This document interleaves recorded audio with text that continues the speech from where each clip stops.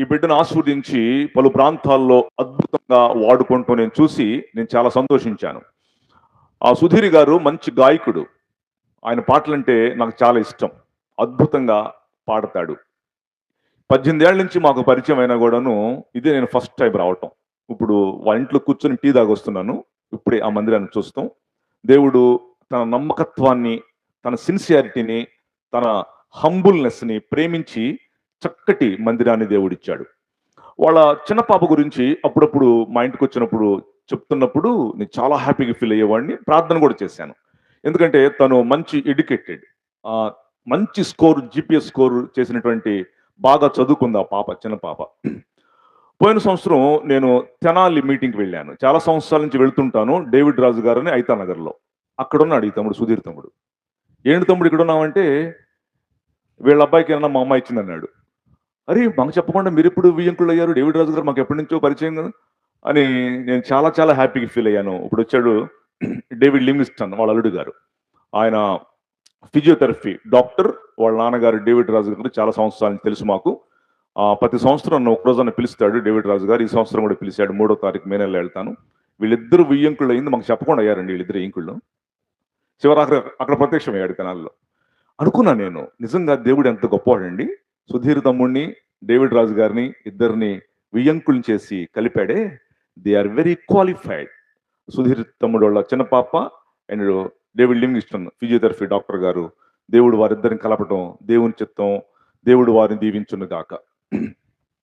తర్వాత మన మధ్యలో మత్తయ్య గారు ఉన్నారు. వెరీ సీనియర్ పాస్టర్, చాలా వయసులో పెద్దవారు. వారు ఒక ట్రిప్లో నాతో పాటు యెరూషలేము కూడా వచ్చారు. మత్తయ్య గారికి నా హృదయపూర్వక వందనాలు. దేవుడు వారిని దీవించును గాక. ఆమేన్ మినిస్ట్రీ కదండి. వాళ్ళ కుమారులు కూడా ఇక్కడ ఉండటం చూశాను. మీరు వారి కుమారులు కదా? ఇంకో కుమారుడు బ్యాక్ ఉన్నారు కదా. దేవుడు మత్తయ్య గారి పరిచర్య ఈ ప్రాంతాలలో అద్భుతమైనటువంటి సేవ చేశారు మత్తయ్య గారు. అనేక మంది శిష్యుల్ని తయారు చేశారు మత్తయ్య గారు. అల్లుడు గారు కూడా ఉన్నారా? అల్లుడు గారు సేవకులు. వాళ్ళ ఫ్యామిలీ అంతా సేవకులే తయారు చేయటమే కాదు, శిష్యుల్ని తయారు చేశారు. 25 ఏళ్ల తర్వాత అన్నం చూశాను నేను. జయరాజ్ అన్న ఇప్పుడు కాదు, ఆయన 25 ఏళ్ల తర్వాత ఇప్పుడు చూశాను నేను. థర్డ్ జైన్లో కన్నవారి తోటలో ఉండేవారు వారు. ఇప్పుడు ఇక్కడ దగ్గరలో సేవ చేస్తున్నారంట. దేవుడు వారిని దీవించను కాక. ఇంకో హీరో ఎక్కాడు ఇప్పుడు స్టేజి. ఈయన దిగేదాకా మాట్లాడుతూనే ఉంటాను నేను. ఈయన దిగి ఎక్కడో సాడ సెట్ అయ్యేదాకా మాట్లాడుతూనే ఉంటాను. చక్కగా కూర్చోవాలా. దేవుడు సుధీర్ గారిని పరిచయం దీవించును గాక. ఈ వేదిక మీద ఇటు పక్కన కూర్చున్నారు సేవకులు. వీళ్ళ పేర్లు నాకు అందరికి తెలియదండి, సారీ. మీ అందరికి కూడా హృదయపూర్వక వందనాలు. ప్రభు వారిని దీవించును గాక. అది ఇదే ప్రాబ్లమ్స్ అనమాట. అందుకే ఈ మాట్లాడుతున్నా, ఈలో మొత్తం సెట్ అవ్వాలి. మొన్న యెరూషలేములో నేను కారులో వెళ్తున్నాను. నా ముందు అమెరికా అధ్యక్షుడు ట్రంప్ వెళ్తున్నాడు. ఆయన పూర్తి పేరు డొనాల్డ్ జాన్ ట్రంప్. నేను వెళ్తున్న కారు పక్కకు నెట్టేశారు. ట్రంప్ సర్రమంట వెళ్ళిపోయాడు. ముందు 10 కార్లు, వెనకాల 10 కార్లు, మధ్యలో ట్రంప్ ఉన్నాడు. అప్పుడు గైడ్ని అడిగాను నేను, ఈ పిల్లలు కూడా సెట్ అవ్వాలి, ఈ లోపు ఈ వాక్యానికి అడ్డం వస్తారు, నేను చెప్పినట్టు చేయండి నాన్న. అప్పుడు గంట పీస్ఫుల్ గా చక్కగా నడిచింది మెసేజ్. పిల్లలను తీసుకొచ్చి వేదిక మీద పెట్టుకునే నాన్న అర్థం చేసుకొని నా మెసేజ్కి అడ్డం రాకుండా చూసుకోండి. ట్రంప్ ఎడకెళ్తున్నానండి గైడ్ గారు అని అడిగా. ఏం చెప్పాడు తెలుసా? ఈరోజు ఆదివారం వచ్చింది, ట్రంప్ చర్చికి వెళుతున్నాడు ఆరాధన చేయటానికి అని చెప్పారు. ట్రంప్ ఎవరో తెలుసమ్మా మీకు? ఎవరో బ్రాహ్మణపల్లి ప్రెసిడెంటా? అమెరికా దేశానికి అధ్యక్షుడు. ఇప్పుడు ప్రెసిడెంట్ 2వసారి అధ్యక్షుడు అయ్యాడు. Roosevelt, John F Kennedy, George Bush, George W Bush, Barack Obama, Bill Clinton, Joe Biden, వీళ్ళందరూ అమెరికా అధ్యక్షులు. వాళ్ళందరిలో కల్లా ట్రంప్ వేల లక్షల లక్షల లక్షల కోట్లు డబ్బులున్న మొనగాడు ట్రంప్. 757 ఆయన ఫ్లైట్ నెంబర్ చెప్పేప్పుడు మీకు, విమానం నెంబరు. ఆయన సొంత 757 సొంత విమానం ఉన్న మొనగాడు. ఆదివారం ఎడగెళ్తున్నాడమ్మా కొంచెం చెప్పండి, నోరు తెరవండమ్మా కొంచెం. ఎడగెళ్తున్నాడమ్మా ఆదివారం? చర్చికి ఆరాధన చేయటానికి వెళ్తున్నాడు. మీరేం ఫీల్ అవ్వద్దు. ఇక్కడ కూర్చున్న వాళ్ళందరికీ ప్రశ్న వేస్తున్నా, ఉపోద్ఘాతం మాట్లాడుతున్నాను. ఇంకా నేను మెసేజ్ స్టార్ట్ చేయాలి, సెట్ అయిపోవాలి అందరూ. ఇక్కడ కూర్చున్న వాళ్ళల్లో ట్రంప్ కంటే మొనగాళ్ళు గొప్పోళ్ళు ఎవరు ఉన్నారా? కొంచెం ఉంటే ఇటు రండమ్మా, సేవలోకి పోయి దండేస్తాం. ఎవరు లేరు కదా? మరి ఆదివారం ఎందుకు చర్చి మానేస్తున్నారు చాలా మంది? నేను అక్కడ నేర్చుకున్నది మీకు చెప్తున్నా అంతే. ట్రంప్ ఆదివారం చర్చికి వెళ్తాను యెరూషలేములో నేను చూసినప్పుడు నేను ఎంతటి వాడిని ప్రభువా, ఆయన పాదాలకు ధూళికి కూడా సరిపోను. ఆదివారం మానకుండా ప్రపంచ ఫిగర్ చర్చికి వెళ్తున్నాడు. చాలా మంది ఆదివారం 2,000 రూపాయలు కూలి ఎగసిస్తానంటే చర్చి మానేసి చాలా మంది పోతున్నారు. అట్లా పోయే వాళ్ళకి నల్ల మారి దయ్యం పట్టుకొను గాక. అట్లా పోయే వాళ్ళందరూ 2,000 రూపాయలు కూలి అయితే నువ్వు 4,000 రూపాయలు నష్టపోతావు ఆదివారం చర్చి ఎగ్గొట్టి పోతే. మంచిది. ఇప్పుడు సమయం నా వాచ్ ప్రకారము 10:30 అయింది. అంటే యాక్చువల్గా ఇది ముగించే టైం కదండి. పల్లెటూళ్ళలో కాదులేండి, పల్లెటూళ్ళలో సహజంగా లేట్ అవుతూనే ఉంటుంది. ఇంత అరేంజ్మెంట్ చేశారు కదండి, చూస్తున్నారా మీరు? ఇది లైట్లు, వేదిక, ఇదేందో మరి ఇదేంటి సూపర్ బాక్సులు. ఈ అమెరికాలో కూడా చూడాలి, నేను ఇక్కడ చూస్తున్నాను. ప్లాజమా అంటే ఏంటో మరి. ఇంత అరేంజ్మెంట్ చేయటం అంటే ఏం కావాలండి మీకు? కూర్చోండి, కుర్చీలో కూర్చోండి. ఇంత అరేంజ్మెంట్ చేయటం అంటే టైం పట్టింది కదా. అందుకొరకు ఏం ప్రాబ్లం లేదు, చక్కగా కూర్చుందాం. మన రేపల్లలో వాకింగ్ చెప్తున్నాను. వాకింగ్ చెబుతుంటే, ఏమండే నేను ఇప్పుడు పొద్దున 2 ప్రసంగాలు, ఇది 3వ ప్రసంగం చేస్తున్నాను. 3 ప్రసంగాలు చేసి బాగా అలిసిపోయానండి అమ్మా, కాబట్టి కుర్చీలో కూర్చొని వాకింగ్ చెప్తాను చెప్పా. వెనకాల కుర్చీలో కావలేసి ఏం చెప్పింది తెలుసా? బాబురావు గారు, మీరు కుర్చీలో కూర్చొని వాకింగ్ చెప్తే నేను పడుకొని ఉంటాను అని చెప్పిందండి. ఇప్పుడు ఈ రాత్రి అదేం చేయరుగా మీరు? మీ అందరికి వందాలమ్మా. రండి, దేవుని యొక్క వాక్యాన్ని ధ్యానం చేస్తున్నాం. ఇంకెవరు నా కళ్ళ ముందు తిరగటం అటు వెళ్ళటం మాత్రం చూస్తే మాత్రం ఊరుకొని చెప్తున్నా. 3వ యోహాను పత్రిక, దేవుని యొక్క వాక్యం చదువుకుందాం. యోహాను 3వ పత్రిక 1వ అధ్యాయము 1వ వచనాన్ని మనం చదువుదాం. యోహాను 3వ పత్రిక 1వ అధ్యాయము 2వ వచనాన్ని నేను చదువుతున్నాను, మీరు ఎవరు చదవద్దు. 3వ యోహాను పత్రిక 1వ అధ్యాయము 2వ వచనాన్ని నేను చదువుతుండగా బైబిల్ ఉన్న వాళ్ళు చూడవచ్చు నాన్న, బైబిల్ లేని వాళ్ళు నేను చదువుతుంటే చక్కగా వినండి. 2వ వచనం, ప్రియుడా నీ ఆత్మ వర్ధిల్లుచున్న ప్రకారము నీవు అన్ని విషయములలో వర్ధిల్లుచు సౌఖ్యముగా ఉండవల్లని ప్రార్థించుచున్నాను. మళ్ళీ చదువుతున్నా, 2సారి చదువుతున్నా. ప్రియుడా నీ ఆత్మ వర్ధిల్లుచున్న ప్రకారము నీవు అన్ని విషయములలోనూ వర్ధిల్లుచు సౌఖ్యముగా ఉండవల్లని ప్రార్థించుచున్నాను. చాలు, ఒళ్ళో పెట్టుకున్న బైబిల్ తలకట్టెత్తనమ్మా, చెప్పినట్టు చేయండి అమ్మా, టకటక మన పని అయిపోద్ది. ఈ రాత్రి పిల్లరా నేను చెప్పే అంశం టైటిల్ మీకు ముందు చెప్పేస్తున్నా, వర్ధిల్లే జీవితం. చెప్పండి అసలు బాగాల, మీరు చెప్పడం అసలు బాగాల, పెద్దగా చెప్పండి. వర్ధిల్లే, ఇంకోసారి చెప్పు, వర్ధిల్లే. ప్రాస్పారిటీ, ప్రాస్పరస్, బ్లెస్సింగ్స్ అంటారు ఇంగ్లీష్లో. ప్రాస్పారిటీ, బ్లెస్సింగ్స్, ఆశీర్వాదాలు, వర్ధిల్లే జీవితం. ఇక్కడ అంటున్నాడు ఈ పుస్తక రచయిత, ప్రియుడా నీవు అన్ని విషయములలో సుఖముగా ఉండాలి, వర్ధిల్లాలని నీకోసం ప్రార్థన చేస్తున్నాను అంటున్నాడు.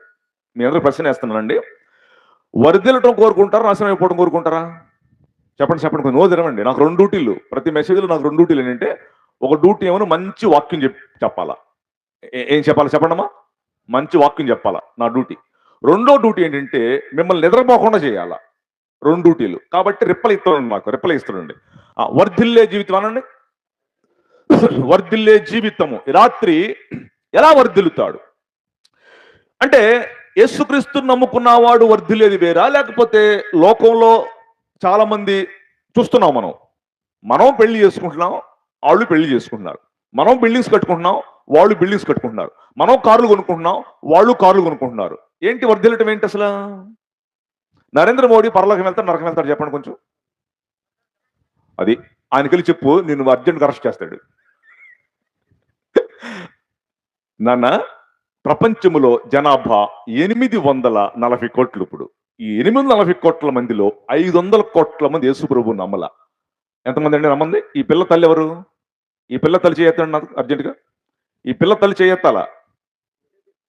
ఎందుకు? లేకపోతే పిల్ల ఎందుకు తెప్పించావు అంటే సరదాగా తిరగటానికా? సరదా మీటింగ్స్ కాదు. ఆ పిల్ల తల్లి కంట్రోల్ పెట్టుకున్నా. 840 కోట్ల మంది ప్రపంచ జనాభాలో 500 కోట్ల మంది యేసు ప్రభువుని నమ్మల. వీళ్ళందరూ ఎక్కడికి వెళ్తారు? ఖచ్చితంగా నరకానికే వెళతారు. వాళ్ళు బాగా డబ్బులు సంపాదించుకుంటున్నారు. యేసు ప్రభువుని నమ్ముకున్న మనం కూడా డబ్బులు సంపాదించుకుంటున్నాం, ఇల్లు కట్టుకుంటున్నాం, జాబులు చేసుకుంటున్నాం, పిల్లలు కంటున్నాం. ఏంటి? What is the difference between both of them? వాళ్ళకి మనకి తేడా ఏంటి? ఇప్పుడు మనం ఏం చెప్తున్నామంటే వర్ధిల్లే జీవితం అంటున్నాం. వర్ధిల్లే జీవితం. ఈ 2-3 రోజుల్లో ఇక్కడ కూర్చున్న వాళ్ళలో ఆంధ్రప్రదేశ్లో, ఇండియాలో ఏషియన్ కాంటినెంటల్లో, ప్రపంచంలో, నీ ఊరిలో, నీ ఇంటిలో, నా ఇంట్లో కూడా గ్యాస్ బండలు దొరుకుతున్నాయండి 4 నుంచి. గ్యాస్ బండలకి ఫోను కొట్టి కొట్టి ఆపేస్తున్నాం. ఏంటో తెలుసా మీకు? Abrahamic oil. విన్నా? Abrahamic oil. ఈ రోజు నీకు గ్యాస్ బండ దొరకలా, పెద్ద పెద్ద వాళ్ళకి దొరకట్లా. ఇందాకడే నేను ఇంట్లో కూర్చొని యూట్యూబ్ చూస్తుంటే, గ్యాస్ బండలు ఎవరికైతే ఉన్నాయో వాళ్ళకి ఇవ్వండి, ఆన్లైన్ చేశారే. ఇప్పుడు గొట్టాల ద్వారా ఇళ్ళకి గ్యాస్ ఇచ్చాయండి. గొట్టాల ద్వారా ఇళ్ళకి ఎవరికైతే గ్యాస్ ఇచ్చామో అవన్నీ కట్ చేయండి. గొట్టాల ద్వారా గ్యాస్ ఇచ్చే ఇళ్ళు, ఆఫీసులు మొత్తం ఆపేసేయండి. ఎందుకంటే గ్యాస్ దొరకట్లా. నానా, వర్ధిల్లే జీవితం మాట్లాడుతున్నాం. అబ్రహామిక్ ఆయిల్ అనండి ఒకసారి. అబ్రహామిక్ అనండి. ఆయిల్ ఏంటి తెలుసా మీకు? నేను మన కువైట్ వెళ్ళాను, కువైట్ నుంచి ఇరాక్ వెళ్ళాను. ఇరాక్ ఎందుకు వెళ్ళానంటే అబ్రహాము ఊరు వెళ్ళాను నేను. అక్కడే అబ్రహాం పుట్టింది. అబ్రహాం పుట్టిన ఊరు పేరు ఊరు. అక్కడికి వెళ్ళి చూసి నేను కారులో మళ్ళీ కువైట్ వస్తున్నా. కువైట్ టు ఇరాక్ 170 కిలోమీటర్లు. దేవుడు పిలిచాడు. సెల్ ఫోన్లు అందరూ సైలెంట్లు పెట్టాలా. దేవుడు అబ్రహాముని పిలిచాడు. పిలిచినప్పుడు ఇరాక్ నుంచి బయలుదేరి అబ్రహాము కనాన్ వచ్చాడు. 1350 మైళ్ళు నడిచాడు.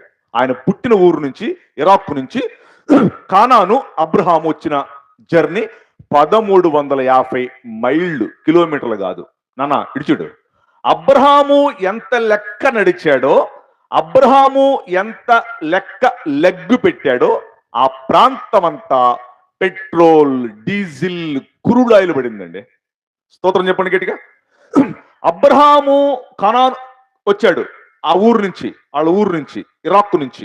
అబ్రహాము లెగ్ పెట్టిన UAE, Dubai, Sharjah, Muscat, Abu Dhabi, Tehran, Bahrain, ఈ ప్రాంతాలన్నీ 713 ట్రిలియన్, బిలియన్ కాదు, 713 ట్రిలియన్ బారన్ల పెట్రోల్, డీజిల్, క్రూడ్ ఆయిల్. నువ్వు బైక్లో కొట్టించుకునే పెట్రోల్, నువ్వు ఇంట్లో వంట వండుకునేటువంటి గ్యాస్ బండ అక్కడ నుంచి వచ్చింది. ఆ ఆశీర్వాదము అబ్రహాము లెగ్ పెట్టిన ప్రాంతము. హల్లెలూయా. ఇంకొకళ్ళు కూడా ఉన్నారు. అబ్రహాము కెతూరా, అబ్రహాము హాగరు. అబ్రహాము కెతూరా, అబ్రహాము హాగరు బ్యాచ్ అక్కడ ఉన్నారు. ఇంకోటి చెప్పాడు, ఆషేరు నీ పాదములు తైలముతో ముంచుకొందు అన్నాడు. అక్కడ ఆషేరు బ్యాచ్ కూడా కొంతమంది ఉన్నారు. Praise Lord. హల్లెలూయా. నాన్న ఇడిచుడు చెల్లెమ్మ, తమ్ముడు, అబ్రహాము కాలు పెట్టిన ప్రాంతం అంతా 713 ట్రిలియన్ బారన్ల పెట్రోల్, డీజిల్, క్రూడ్ ఆయిల్. నాన్న చెప్పలు కొట్టండి గట్టిగా, కొట్టో గట్టిగా, నిద్ర పోయింది. ఆశీర్వాదములు వచ్చినాయి అంటే ఇప్పుడు ఈ 2-3 రోజుల నుంచి జరుగుతుంది కాబట్టి నేను ఈ సంఘటన దీంట్లో టచ్ చేశా. బ్లెస్సింగ్స్, వర్ధిల్లే జీవితం చెప్పండి. మళ్ళీ వచ్చింది అబ్రహాం 2వ పాయింట్లో వచ్చింది, అప్పుడు చెప్తా. వర్ధిల్లే జీవితం. ఇల్లరా, యేసుక్రీస్తు నమ్ముకున్న వారు ఎలా వర్ధిల్లాలి? ఎట్లా వర్ధిల్లుతారు? మీరేం బైబిల్ చూడొద్దు, ఇటే బైబిల్ చూడమన్నప్పుడే చూడండి రెఫరెన్స్ ఒకవేళ చదివితే.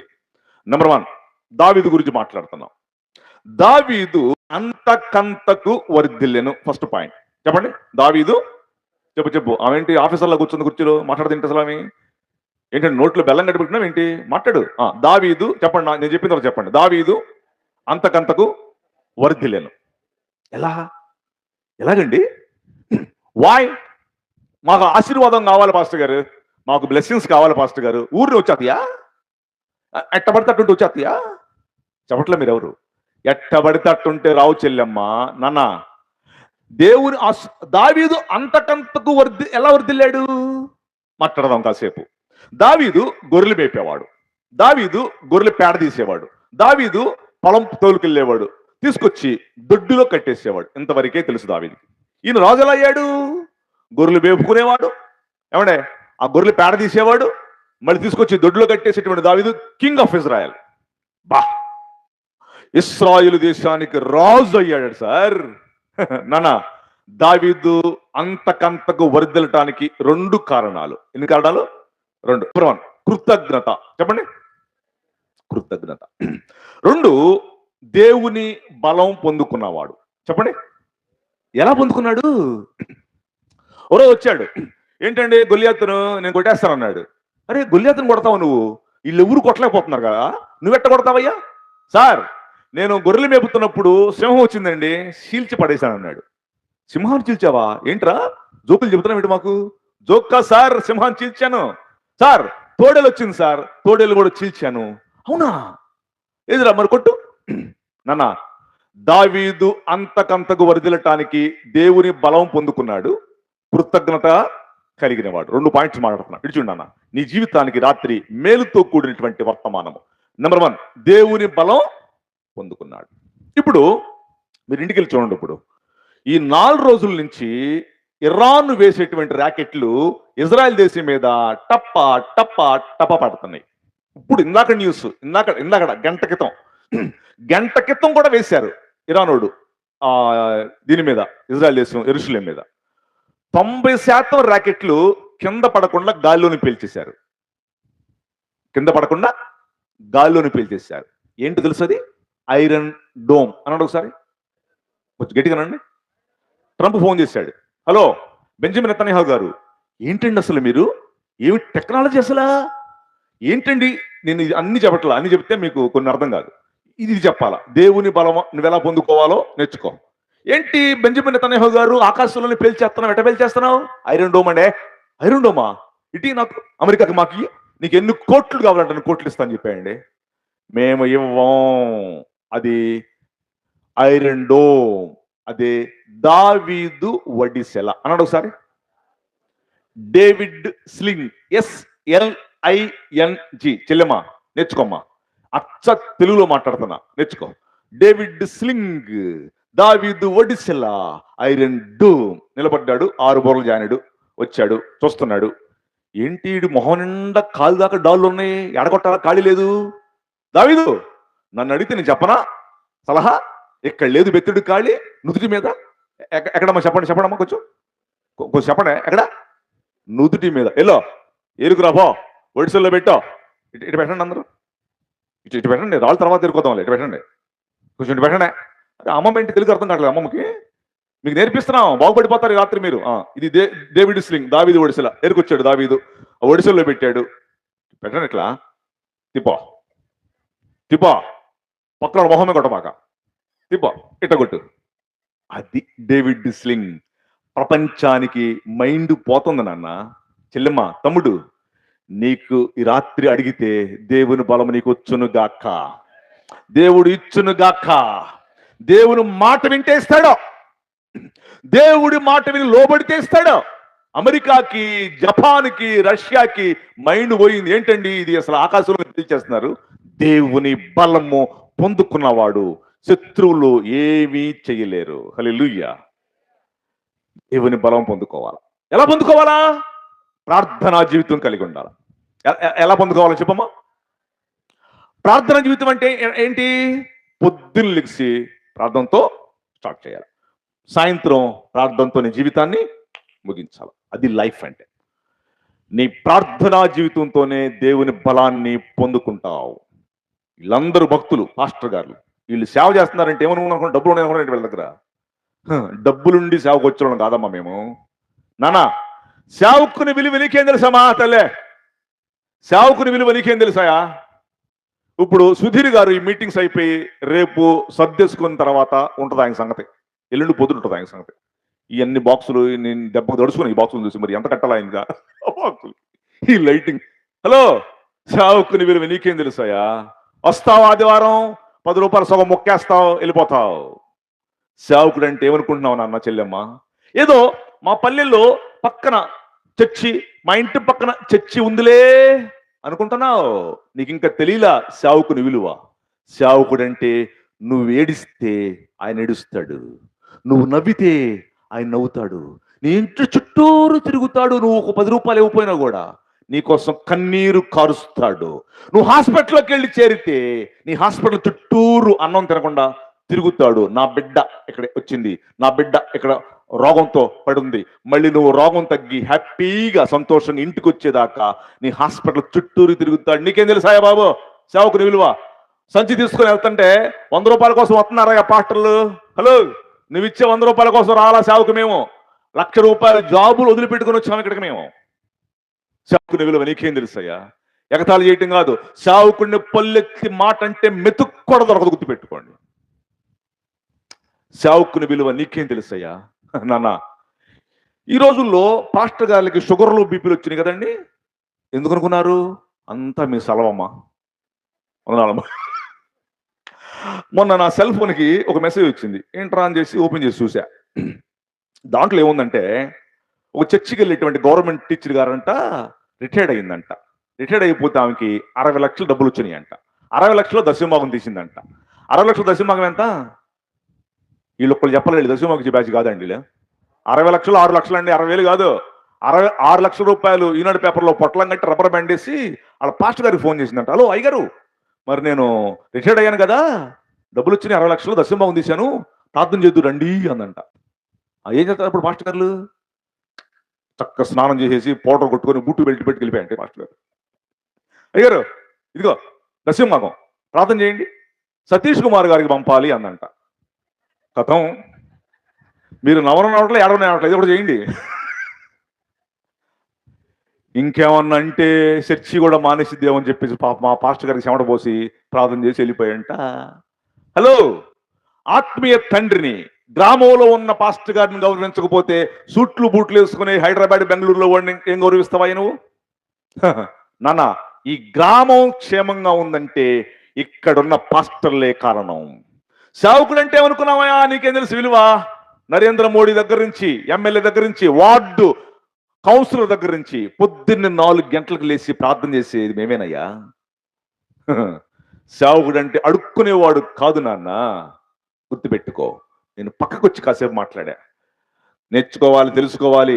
సేవకుడి విలువ, ప్రార్థనా జీవితం కలిగి ఉన్నప్పుడు దేవుని బలము పొందుకుంటావు. హల్లు చెప్పుకొచ్చు గట్టిగా.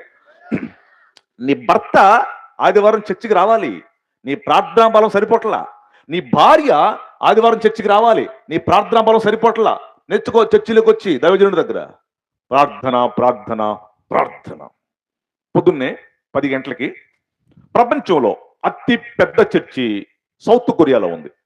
అతి పెద్ద చర్చి ప్రపంచంలో సౌత్ కొరియా. డాక్టర్ పాల్ యాంగిచో గారి చర్చికి పొద్దున్నే 10 గంటలకు ఫోన్ వచ్చింది. అక్కడ ఉన్నటువంటి చిన్న పాస్టర్ గారు ఫోన్ ఎత్తాడు. ఫోన్ చేసింది ఎవరో తెలుసా? సౌత్ కొరియా ప్రధానమంత్రి ఫోన్ చేశాడు. ఆయన ఫోన్ ఎత్తాడు చిన్న పాస్టర్ గారు. బాబు, నేను సౌత్ కొరియా ప్రధానమంత్రిని మాట్లాడుతున్నాను, పాల్ యాంగిచో గారికి ఫోన్ ఇవ్వండి అన్నాడు. సార్ నమస్కారం, సార్ ప్రధానమంత్రి గారు నమస్కారం. సార్, పాల్ యాంగిచో అయ్యగారు ప్రార్థనలో ఉన్నాడు సార్, ఇప్పుడు పిలిస్తే ఫోన్ ఇస్తే ఊరుకోడు సార్, ప్రార్థనలో ఉన్నాడు. 5 గంటలకు చేయండి సార్, సాయంత్రం లెగుస్తాడు ప్రార్థనలో నుంచి. ఏం మాట్లాడుతున్నావయ్యా? సౌత్ కొరియా ప్రధానమంత్రిని ఫోన్ చేస్తానంటే ఫోన్ ఇవ్వమంటే ఇవ్వండి పాల్ యాంగిచో గారికి. సార్, సారీ సార్ ప్రధానమంత్రి గారు, మీరు ప్రధానమంత్రి అవ్వచ్చు, ఎవరైనా అవ్వచ్చు, ఆయన ప్రార్థనలో ఉన్నాడు సార్, లేపితే ఊరుకోడు సార్, 5 గంటలకు చేయండి సార్ అని ఫోన్ పెట్టింది.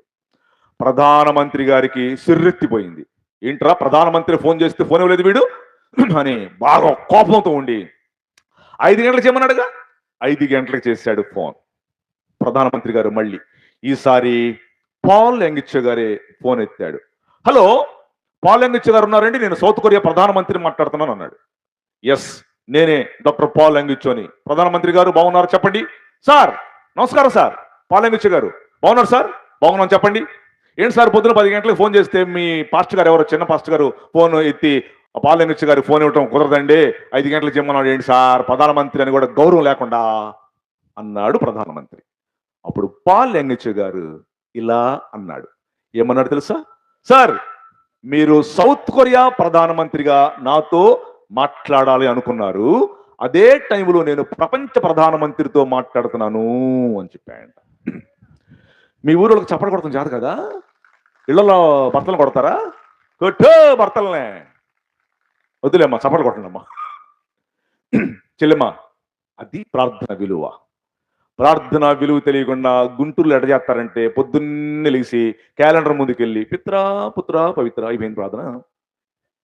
ఇదేం ప్రార్థనలు అండి? దేవుని బలం పొందుకున్నవాడు దావీదు. చెప్పండి, ఫస్ట్ పాయింట్ ఏంటమ్మా? దావీదు అంతకంతకు వర్ధిల్లటానికి కారణం ఏంటి? దేవుని బలం నేను దేవుని బలం పొందుకున్నవాడినే. ఈ గొల్యాతుగాడు సున్నతి లేని వీడంతా నా కింద అనే గట్స్ మనకు ఉండాలి. స్తోత్రం, హల్లెలూయా. నెంబర్ 2 పాయింట్, రెండో పాయింట్, దావీదు అంతకంతకు వర్ధిల్లటానికి కృతజ్ఞత అనే మనస్సు ఉన్నవాడు. చెల్లెమ్మ ఇటుడు, నువ్వు బాగుపడే మెసేజ్ చెప్తాను ఈ రాత్రి. దావీదు దీవించబడటానికి రెండో రీజన్ నేను ఏం మాట్లాడుతున్నానంటే కృతజ్ఞత. చెప్పండి, చెప్పండి. నా జేబులో పెన్ను కింద పడింది, ఈ అబ్బాయి తీసి ఇచ్చాడు, ఏమంటా నేను? నోర్మై, నిన్నెవరు తీసుకోమనంటానా? అంటే నాకు ఏదో బ్రెయిన్ లూజ్ అనమాట. థ్యాంక్ యూ అన్న, కొంచెం అననే. జేబులో పెన్ను కింద పడితే నీకు థ్యాంక్స్ చెప్తున్నామే నాన్న. దేవుడు మనల్ని కాపాడుతూ సంరక్షిస్తూ రోజుకి 1,70,000 మంది చచ్చిపోతున్నారు ప్రపంచంలో. రోజుకి సాయంత్రం 10 గంటలకల్లా, ఇప్పుడు 10:30 అయింది కదా, పొద్దున 9 గంటల నుంచి ఇప్పుడు 10:30 అయింది కదా, ఈ లోపు 1,70,000 మంది అవుట్ ప్రపంచం మొత్తంలో. ఏది బాంబులతో కాదు, రోగాలతో. ఆళ్లలో నీ పేరు నా పేరు లెక్క వేయలా. అందుకు స్తోత్రం చెప్పాలా. హల్లెలూయా. కృతజ్ఞత అనండి. ఇది ఎక్కడ కనపడింది అంటే దావీదు జీవితంలో. ఓ రోజున కూర్చున్నాడు దావీదు. నా ఫ్రెండ్ యోనాతానికి ఎవరన్నా పిల్లలు ఉండారేమో కనుక్కోండి పోండి. నా ఫ్రెండ్ యోనాతాన్ చనిపోయాడు, నా ఫ్రెండ్కి ఎవరన్నా పిల్లలు ఉండారేమో వెళ్ళి కనుక్కురండి పోండి అంటే సైనికులు వెళ్ళారు, కబురు పట్టుకొచ్చారు. దావీదు గారు, నీ ఫ్రెండ్ యోనాతానికి లోదెబారులో అమ్మయ్యేలు కుమారుడగు మాకీరింట్లో నీ ఫ్రెండ్ కొడుకు అక్కడ ఉన్నాడయ్యా, మేము చూసి వచ్చాము, అతని పేరు మెఫీబోషెత్ అయ్యా, అతడు కుంటోడయ్యా అన్నారు. కుంటోడా పట్టండి. తీసుకొచ్చారు, నిలబడ్డాడు అక్కడ మెఫీబోషెతు. దావీదు కూర్చున్నాడు.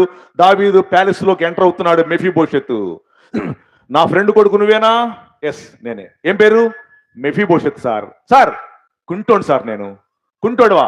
రా ఇట్రా, ఈ రోజు నుంచి నువ్వు నా టేబుల్ మీద భోంచేయి అన్నాడు. ఇటు చూడమ్మా, ఇటు చూడు నాన్న. ఎవరి టేబుల్ అమ్మది? రాజుగారి టేబుల్. దావీదు రాజుగారి టేబుల్. ఆ భోజనం పేరు రాజభోజనం. అనండి కొంచెం అనండి. Kings meal Rajabhojanam. ఇది ఇక్కడ చేయి, ఇవాళ నుంచి. కుంటోడు సార్ నేను. ఇట్లా పర్లేదు, ఇక్కడ చేయి. మీ నాన్న పొలాన్ని ఎవరైతే తీసుకున్నారో ఆ పొలం మొత్తం మళ్ళీ ఇప్పిస్తా అన్నప్పుడు తల వంచి నమస్కరించి, చచ్చిన కుక్క వంటి నన్ను జ్ఞాపకం చేసుకోవటానికి నేను ఏ పాటి వాడను దావీదు గారు అన్నాడు. గ్రాటిట్యూడ్, కృతజ్ఞత అనేటువంటిది ఎవరికైతే ఉంటుందో అక్కడికి వెళ్ళిపోతారు. ఇచ్చేస్తాడు దేవుడు, ఇచ్చించేస్తాడు. నన్ను అడిచుడు, కృతజ్ఞత ఎవరికైతే ఉంటుందో, దేవుడు చేసిన మేళ్లకి ఎవరికైతే కృతజ్ఞత ఉంటుందో దేవుడు ఖచ్చితంగా దీవిస్తాడమ్మా. నాన్న ఇడిచుడు, కృతజ్ఞత లేకపోబట్టే ఎక్కడేసారా గొంగళి అంటే వేసిన చోటే ఉందరా. పల్లెటూళ్ళలో మరీ ఘోరమండి ఈ రోజుల్లో. ఎదుగులేదు బదుగులేదు. నాన్న దేవుడు దీవించడానికి పల్లెటూళ్ళతో సంబంధం లేదమ్మా. పల్లెటూళ్ళు అయినా పర్లేదు, పట్టణం అయినా పర్లేదు. ఉన్న లోపం నీలోనే, ఉన్న లోపం అంత విశ్వాసుల్లోనే. ఎందుకు? దేవుడు చేసిన మేళ్లకి కృతజ్ఞత లేదు. ఇప్పుడు చర్చిలకు వస్తున్నారు, ఆరాధన చేస్తున్నారు. ఇప్పుడు పాస్టర్ గారులు చాలా మంది చెప్పలేకపోతున్నారు. మాలాంటి స్పీకర్స్ మేము భయపడం, మొత్తం ఉన్నదొకటి చెప్పేస్తాం అంతే. ఇప్పుడు దశమ భాగం అనేటువంటిది బైబిల్లో ఇమ్మనుందా వద్దనుందా? మరి దశమ భాగం అనేటువంటిది ఇమ్మని చెప్పి ఆయన అన్నాడు, ఆకాశ వాక్యులు తీసి కుమ్మరిస్తా అని చెప్పాడు. నమ్మాలా నమ్మకా? వామ్మో దశభాగం, అయ్యో భయపడిపోతున్నారండి. 1000 రూపాయలు వచ్చినప్పుడు దశభాగం ఇస్తారు. 1000 రూపాయల దశభాగం ఎంత? 100 రూపాయలు అయితే ఓకే. 100 రూపాయలు అయితే ఓకేనండి. 10,000 దశభాగం ఎంత? 1000 రూపాయలు కూడా పర్లేదు, కొంచెం పర్లేదు. 1,00,000 రూపాయల జీతం వచ్చింది అనుకోండి, 1,00,000 రూపాయల జీతంలో దశభాగం ఎంత? 10,000. గుండె అయిపోదు. 10,000 అయితే సరుకులు మొత్తం వచ్చేస్తాయి. ఏమండి, నిన్ను దేవుడు దీవించాడా లేదా? దీవిస్తున్న కొలది ఇమ్మని చెప్పాడు. ఈ సీక్రెట్ చాలా మంది తెలియట్లా. ఇది సీక్రెట్ అమ్మా, ఇది సీక్రెట్. ఈ సీక్రెట్ తెలుసుకున్న వాళ్ళు దీవించబడతారు. అమ్మా ఇడుచుడు, ఈ సీక్రెట్ తెలుసుకున్న వాళ్ళు దీవించబడతారు. లేకపోతే నీకు గుడ్డి సున్నా. అక్కాయ్ ఇడుచుడు, ఇది చాలా మందికి పేక పట్టుకుంటది, కానీ బ్లెస్సింగ్స్ అన్నీ అక్కడే ఉన్నాయండి. బ్లెస్సింగ్స్ అన్నీ అక్కడే ఉన్నాయి. ఆ సీక్రెట్ ఎవరికి తెలియట్లా. నేను నెల్లూరులో సేవ చేశాను. నెల్లూరులో సేవ చేసినప్పుడు ఒకటే ఫ్యాంట్ ఒకటే చొక్కా, నాకు ఒకటే ఫ్యాంట్ ఒకటే చొక్కా, వెనకాల చిరిగిపోయి ఉండేది. దాన్ని అక్కడ నెల్లూరులో పెన్నా నది, మన కృష్ణా నది, పెన్నా నదిలో ఉతుక్కొని అవి ఇసుకలో ఆరేసుకొని అవి ఆరేదాకా నీళ్ళలో కూర్చొని అవి ఆరిన తర్వాత వేసుకెళ్లేవాడిని. 350 రూపాయలు సెకండ్ హ్యాండ్ సైకిల్ లేదు, 25 పైసలు దోశ. డబ్బులు లేవు, తినే యోగ్యత లేదు నాకు. ఒకటే ప్యాంట్, ఒకటే షర్ట్. ఏమండి, రూ. 7 భోజనం. రూ. 7 భోజనం లేక ఎవరో చెప్పేది, అక్క బాబురావు గారు మీరు ఇటు వచ్చినప్పుడు మా ఇంటికి వచ్చి ప్రార్థన చేశారండి, భోజనం చేశారండి అనేది. రూ. 7 లేక ఆమె గుర్తు వచ్చేది నాకు. ఆడికి వెళ్ళేవాడిని, ప్రార్థన చేసేవాడిని. వచ్చేస్తంటే భోజనం చేయమనేది. వదిలేక అనేవాడిని. అసలు వెళ్ళిందే రూ. 7 భోజనం లేక. తినండి అంటే పెట్టనని తినేవాడిని. ఇటు చూడు తమ్ముడు, నాన్న, దేవుని ఎడల నమ్మకం అటువంటి సేవ చేశాము. నేను ఆ స్థితి చెప్పానుగా, మీకు అర్థమైందా? ఇప్పుడు చెప్తాను చూడండి. చెప్పానుగా ఆ స్థితి. Now my name is doctor Kondaveeti Baburao. 37 million views in 30 countries in the globe. 1,76,000 సబ్స్క్రైబర్లు. నాకు ఒకే ఒక భార్య, 3 పిల్లలు. నా 3 పిల్లలు అమెరికాలో ఉంటారు. నేను ప్రపంచమంతా లండన్ నుంచి అమెరికా నుంచి కోవిడ్ దాకా తిరుగుతూ ఉంటా. 350 రూపాయలు డొక్కు సైకిల్ ఏంటువంటి కొండవీటి బాబురావు ఇప్పుడు విమానాలు ఎక్కి ఇసుగుట్టి ఎక్కలేకపోతున్నా.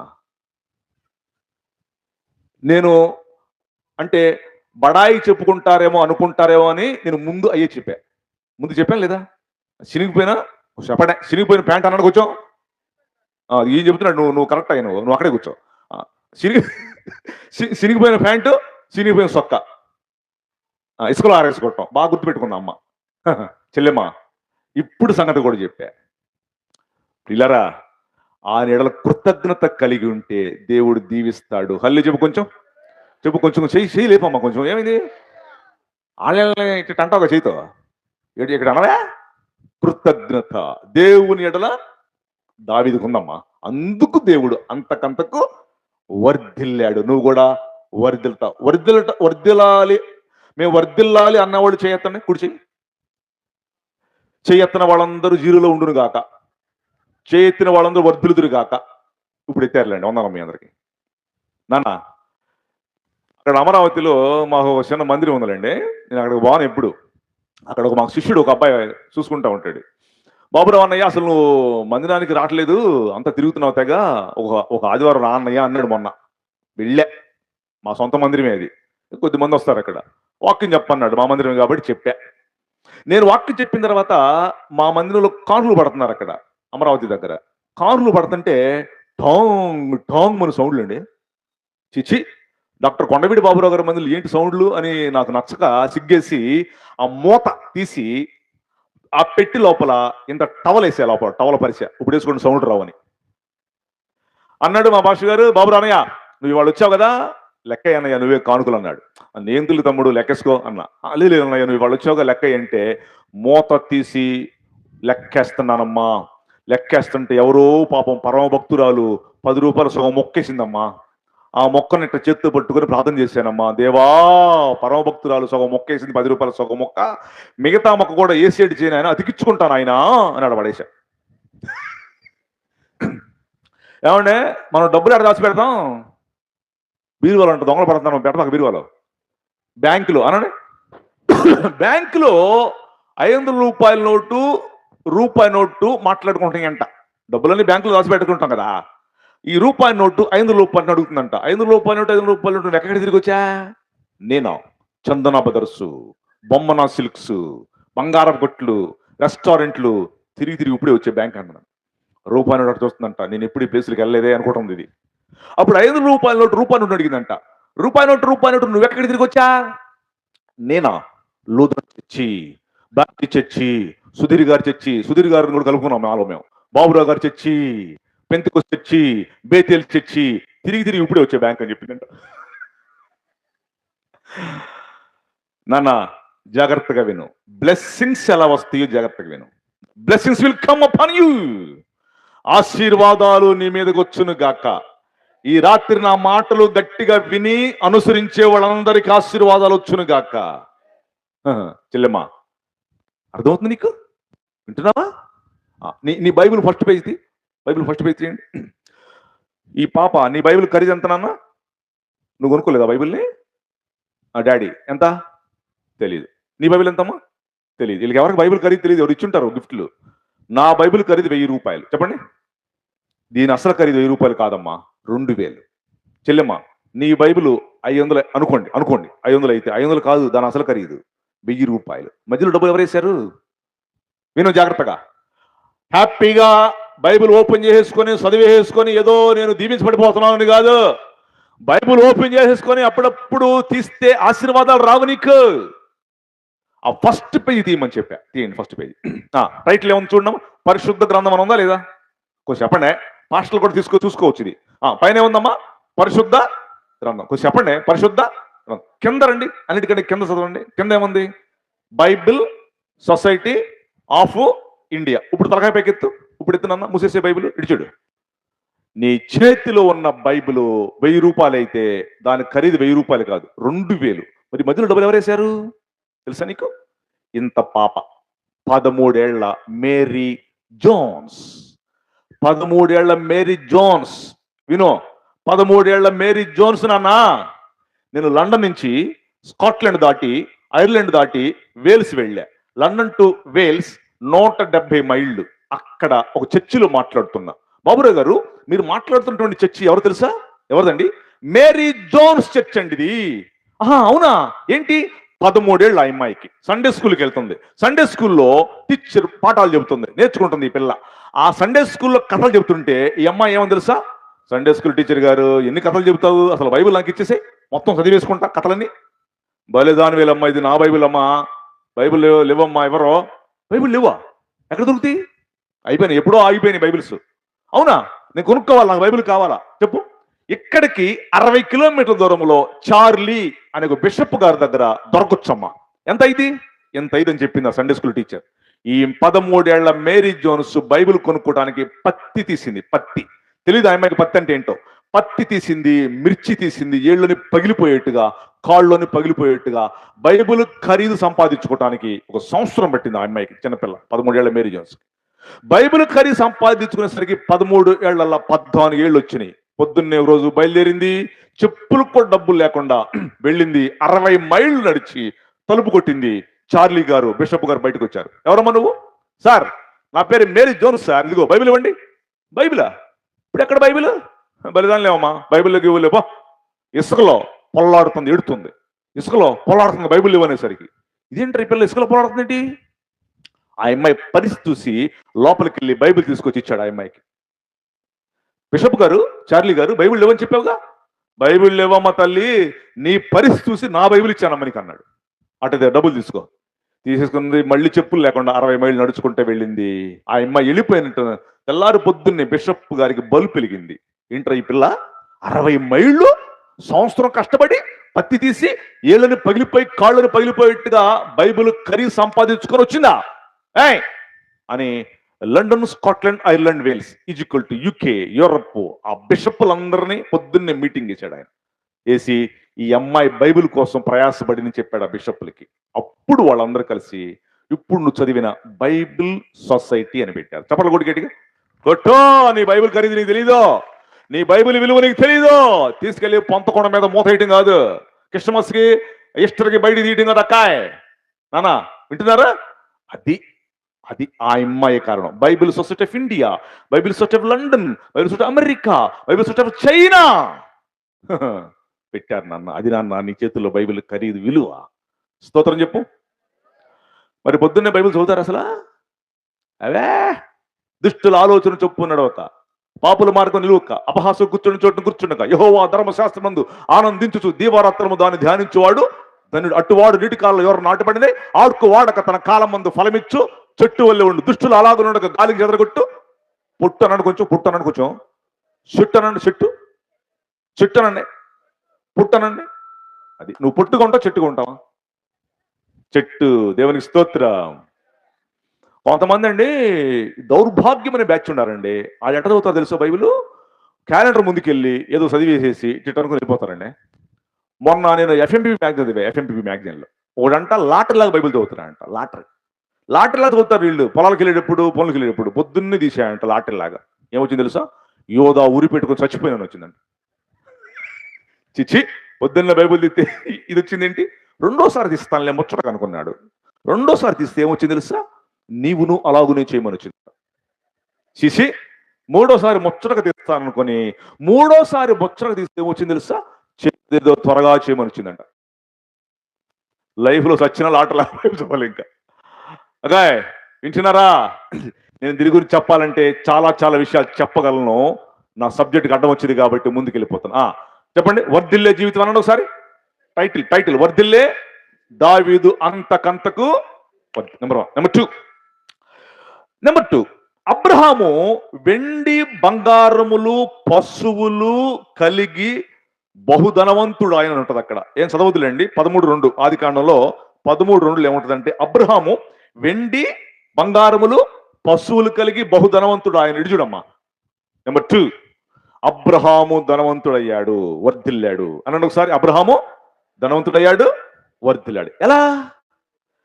కారణం ఏంటో చూడండి. రీజన్ మాట్లాడుతున్నాం ఇక్కడ.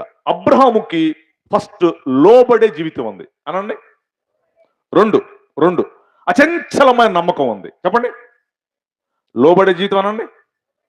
2 అచంచలమైన నమ్మకం. అప్పుడు అబ్రహాములాగా మీరు కూడా దీవించబడతారమ్మా.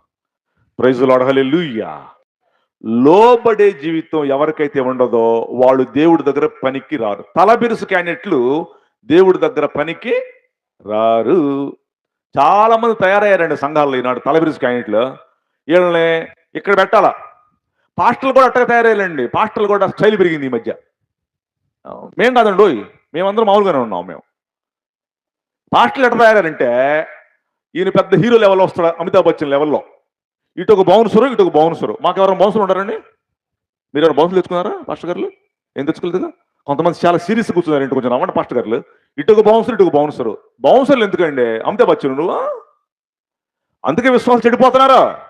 ఇటు ఒక బౌన్సరు, ఇటు ఒక బౌన్సరు. పొగ పెడతాడు ఈయన కింద పొగ. ఇక నయం ఇక్కడ పెట్టల సుధీర్ పొగ, ఇంకా పొగ. బౌన్సర్లు, hello, you are not hero, Jesus is our hero. వింటున్నారా? జీసస్ ఈజ్ అవర్ హీరో నాన్న. ఎందుకు ఈ వేషాలని వేస్తుంటే వీళ్ళు కూడా పిచ్చి పిచ్చి వేషాలు వేస్తున్నారు చాలా మంది విశ్వాసులు కూడా. వీళ్ళు ఏం చేస్తారంటే, పాస్టర్ గారే అట్టుంటే మేము ఇట్టెందుకు ఉండకూడదు అంటారు. అందరు కాదండి, అందరు కాదు, కొన్ని ఏరియాల్లో ఉండరు కొంతమంది బ్యాచ్లు. వాళ్ళు చేసేటువంటి చేష్టలను బట్టి దేవుడికి అవమానం వస్తుంది. అది ప్రాబ్లం. సో లోబడే జీవితం అన్నాడు ఒకసారి. అబ్రహాము చేశాడు ఈ పని.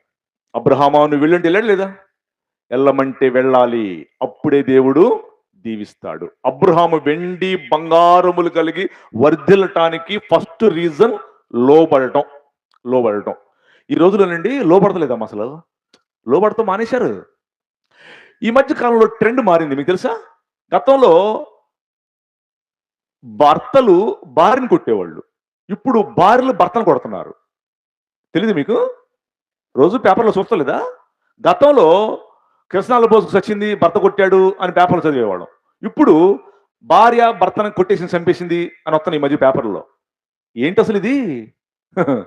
లోబడే బతుక్కు లేని జీవితం. అక్కాయ్ ఇటు చూడు, ఇక్కడ కూర్చున్న వాళ్ళల్లో భర్తని పేరు పెట్టి పిలిచేవాడు చేయొద్దండి. చూద్దాం, కాసేపు చూద్దాం.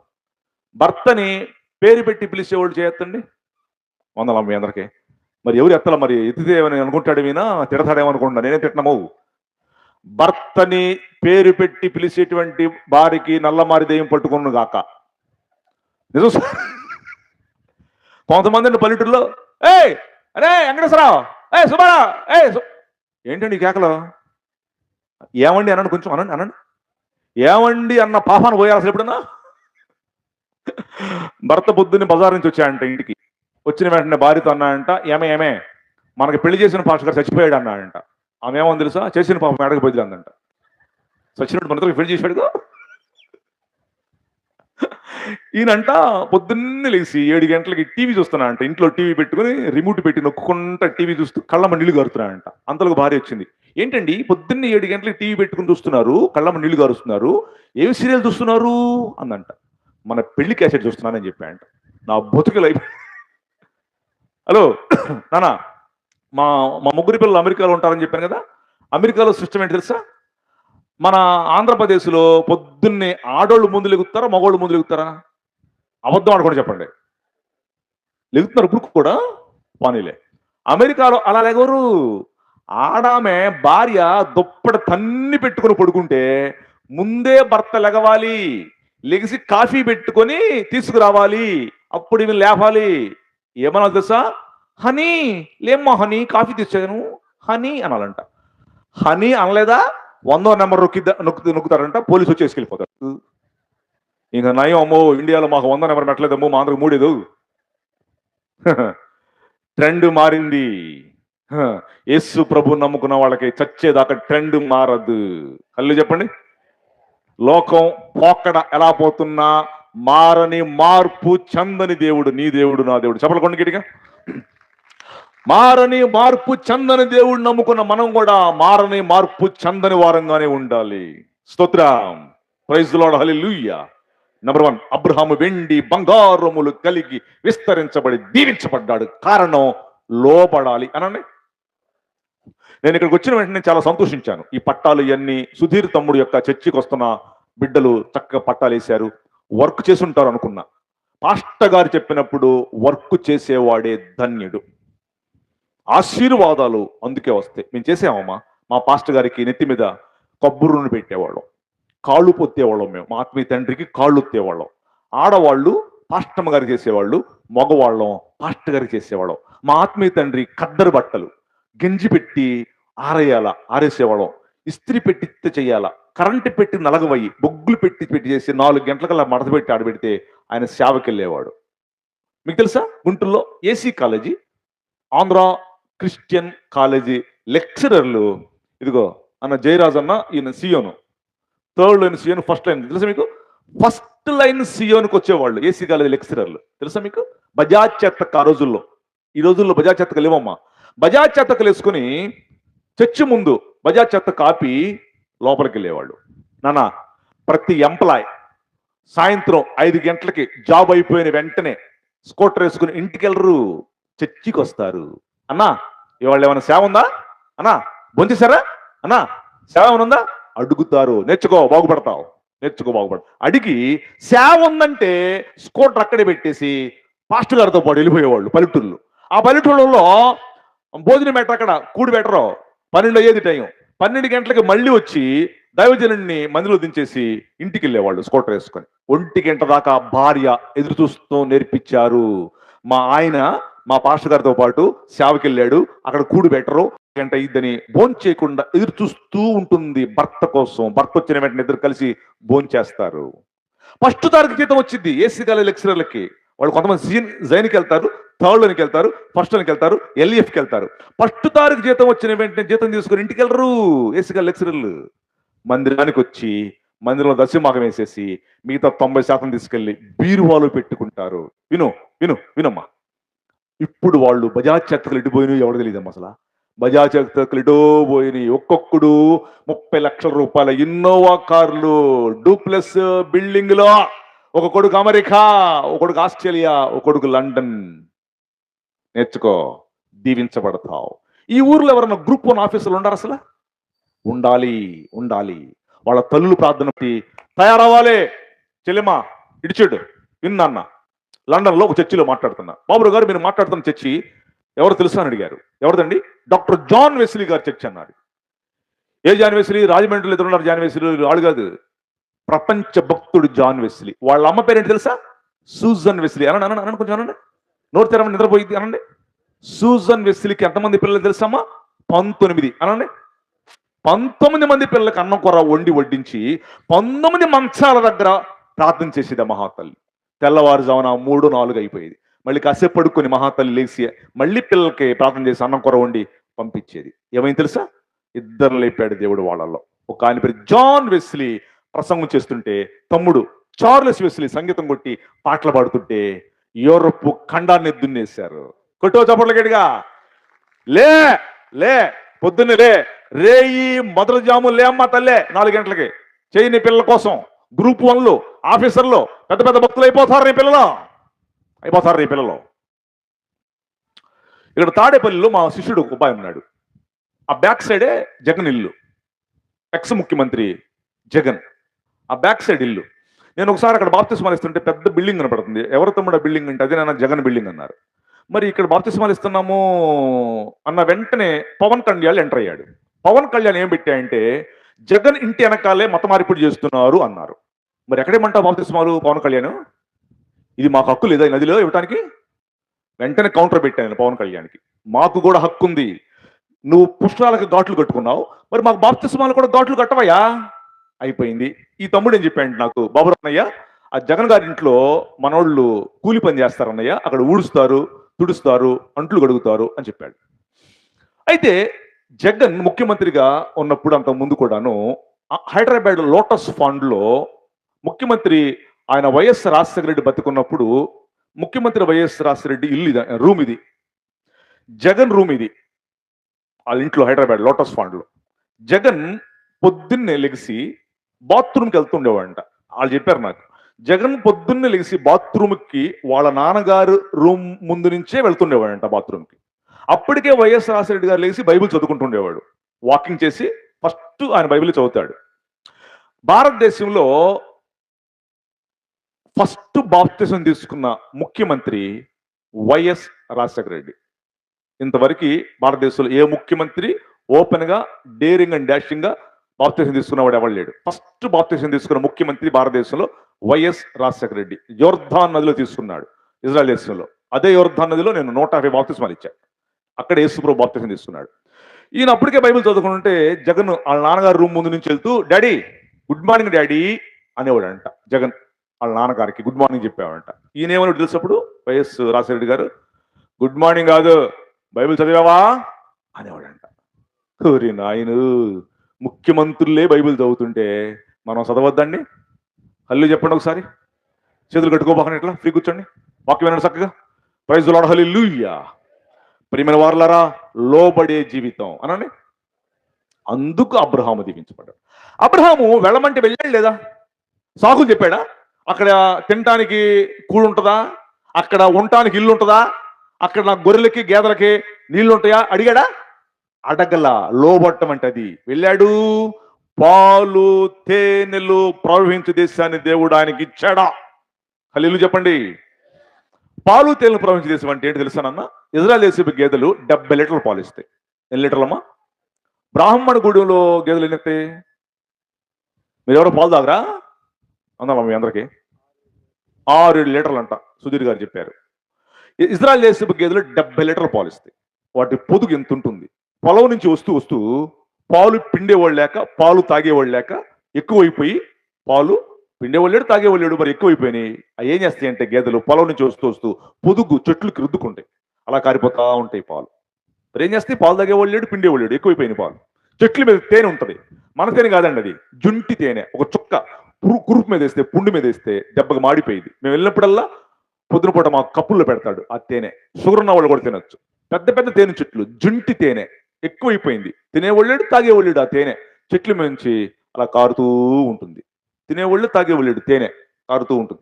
గేదె రుద్దుకొని పాలు కారుతుంటాయి, చెట్ల నుంచి తేనె కారుతుంటది.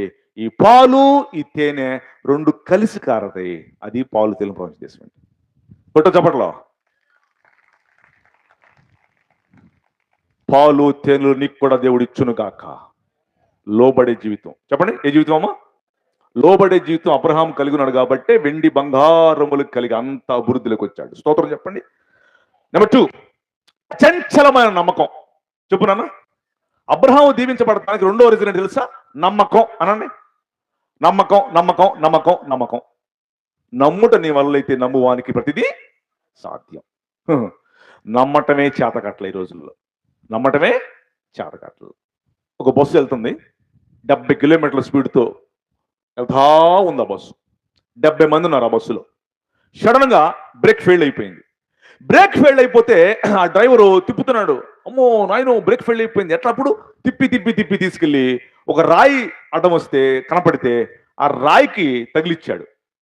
ఆ రాయి తగలబెట్టి బస్సు ఆగింది. రాయి ఆనుకుంది కాబట్టి బస్సు అట్లా ఆగింది. రాయి అవతల లోయ ఉంది, లోయ. ఈ రాయి అనిపోయిందంటే బస్సు వెళ్ళి లోయలో పడిపోద్ది. అమ్మో అరుస్తున్నారండి బస్సులో 70 మంది అరుస్తుంటే ఇట్లాంటి చిన్నపిల్లడు బస్సులో కూర్చొని అని పాటలు పాడుకుంటున్నాడు. వాళ్ళందరికి పిచ్చ కోపం వచ్చింది. నెత్తి మీద కొట్టించి, ఏంట్రా ఈ రాయి పోయిందంటే వెళ్ళి బస్సు వెళ్ళి లోయలో పడిద్దని మేము వస్తుంటే పాటలు పాడతామంటారు పిక్కలోడా అన్నారు. వాడు చెప్పాడు, ఆ బస్సు డ్రైవరు మా నాన్న అని చెప్పాడు. మీకు అర్థమైందో వ్యర్థమైందో నాకు అర్థం కావట్లా. అంటే మీ రియాక్షన్ అలా ఉందన్నమాట. ఎట్లా ఉందంటే తొందరగా ముగించరా అన్నట్టుగా ఉంది. చెప్పండి. ఆ బస్సు డ్రైవరు మా నాని అంటే ఏంటి? నమ్మకం. ఆ బస్సు డ్రైవర్ మా నాన్నయ్యా, ఆ బస్సు డ్రైవర్ మా నాన్న ఇది తీసుకెళ్ళి లోయలో పడతాడా? ఒకవేళ పడేసినా కూడా లోయలోంచి తీసుకురాగల సమర్థుడా. అది నమ్మకం అంటే. చిల్మా దేవుని మీద నమ్మకం అంటే సేవకులు మేము ఎట్లా వచ్చామో తెలుసు. సేవకి ఆయన ఏదో 1000 రూపాయలు ఇస్తాడు, లేదా లక్ష డబ్బులు ఇస్తాడు. ఇవన్నీ కాదు నాన్న. లక్ష డబ్బులు ఇస్తారని సేవకు రాలా మేము. అర్థమైంది మీకు?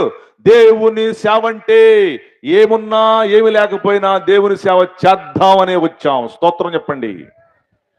అది దేవుని సేవ అంటే. నాన్న వింటున్నారా? దేవుని సేవ అంటే ఇది. ఏమిచ్చినా లేదండి, అవసరం లేదు సార్, మాకు మంచినీళ్ళు దాకా పడుకుంటామండి, మంచినీళ్ళు దాకా పడుకుంటాం అంతే. ఏసన్న గారు మేమిద్దరం కారులో వెళుతున్నాం. ఒకసారి విజయవాడ వెళ్ళొస్తున్నాం. భోంచేయమంటే భోంచేయాలి ఆయన, నేను కూడా భోంచేయాలి, ఆయన భోంచేయలేదని. కాకాన్ దగ్గర ఆపాడు. బాబురావు అన్న, ఈ చర్చి మాదే అన్న అన్నాడు. కాకాన్లో రోడ్డు సైడే ఉంటుంది ఆయన చర్చి. నాకు తెలుసన్నా మీ చర్చి కాకాన్లో అని చెప్పా.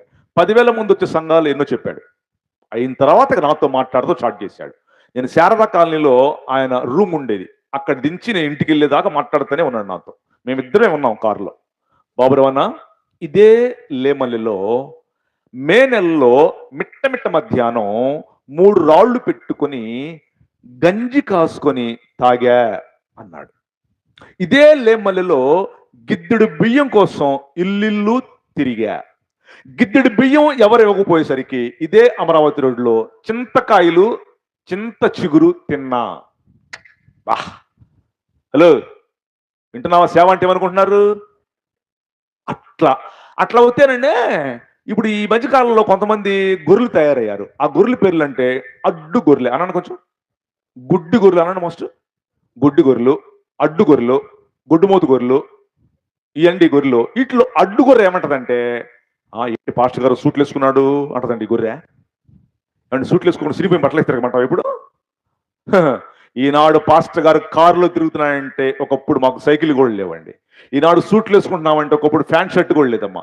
ఈనాడు ఏసీ పెద్ద అయిన తర్వాత ఆరోగ్యం బాగుండటం కోసం కొంచెం ఏసీ రూముల్లో ఉంటున్నామంటే ఒకప్పుడు పందులు గుడిసెలో ఉన్నాం మేము. తెలుసా నీకు? సేవ అంటే అది నాన్న. సేవ అంటే అది నాన్న. పిల్లరా, మంచిది. అబ్రహాము లోబట్టు నేర్చుకున్నాడు. అబ్రహాము దీవించబడటానికి కారణం ఏంటమ్మా? లోబట్టు. 2, అచంచలమైన నమ్మకం. అది 3వ వ్యక్తి గురించి మాట్లాడతాం. నేను టైం చూసుకుంటూనే మాట్లాడుతున్నాను, ఎందుకంటే నాకు లేటుగా ఇచ్చారు కాబట్టి నేను తొందరగా ముగించేస్తాను. నా వాచ్ నా ముందు పెట్టుకుని నేను చూసే మాట్లాడుతున్నాను. 3, యోసేపు. చెప్పండి. యోసేపు ఫలించడి కొమ్మ, ఓట యుద్ధ ఫలించడి కొమ్మ, దాని రెమ్మల గోడ మీదకెక్కి వ్యాపించును. ఎలా దీవించబడ్డాడు యోసేపు అసలు అంత బాగా?